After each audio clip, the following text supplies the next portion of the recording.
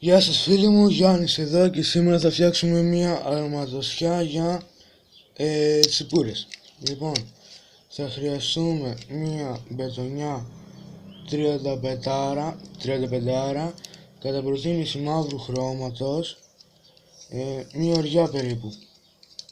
Εδώ. Κόβουμε. Σε μία πλευρά περνάμε το αγκιστράκι μας, τέτοιου μεγέθους. Είναι 8 εκατοστών. Ο καθένας μπορεί να δέσει τον κόμπο με τον δικό του τρόπο, που να μην λύνεται βασικά. Αυτό είναι το κυριότερο. Γιατί άμα λυθεί, το χάσαμε το ψάρι μας.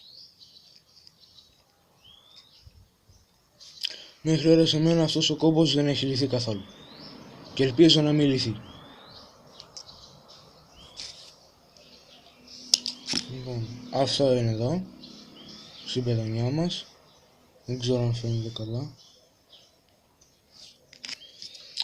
Απ' την άλλη, ναι, βάζουμε 2 βαριδάκια, 3 βασικά, τέτοιου μεγέθους, 3 γραμμαρίων, για να έχει το κατάλληλο βάρος για το φελό μας.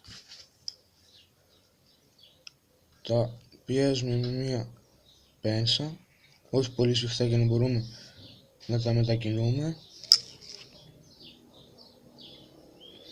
Και αν θέλουμε ανάμεσα βάζουμε μικρές χαντρούλες που έχουμε εδώ. Κάτω θα βάλω μια φωσφορούχα εδώ στο πρώτο μολύβι.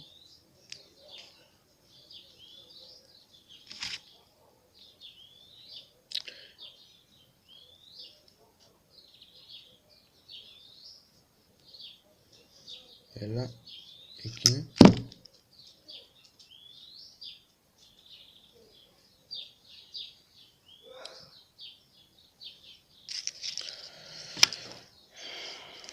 Θα ξαναβάλω πάλι άλλη μία φωσφορούχα.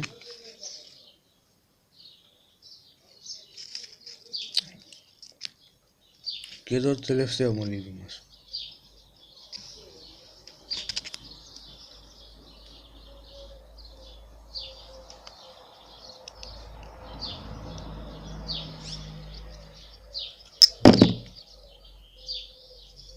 Μέχρι να γίνει αυτό εδώ το πράγμα. Λοιπόν, μετά περνάμε σε ένα σημείο που θέλουμε μία στριφταροπαραμάνα.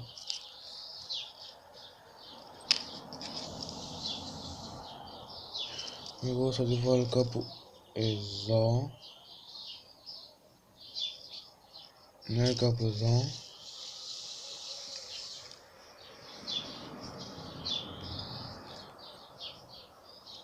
Στην οποία θα βάλουμε τον φελό.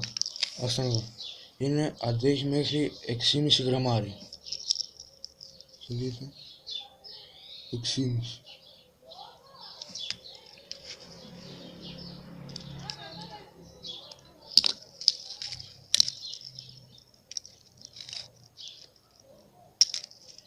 Και στην άλλη άκρη περνάμε στο στριφταράκι μας.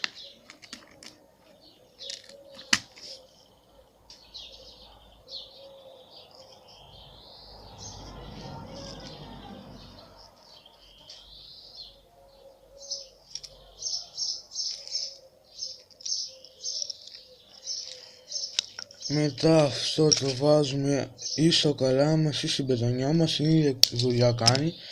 Και για αυτή την αρωματοσιά θα σας συνιστούσα για δόλωμα ή γαρίδα, να την περνάτε ολόκληρη σε αυτό το αγκιστράκι, ή καραβιδάκι ολόκληρο επίσης.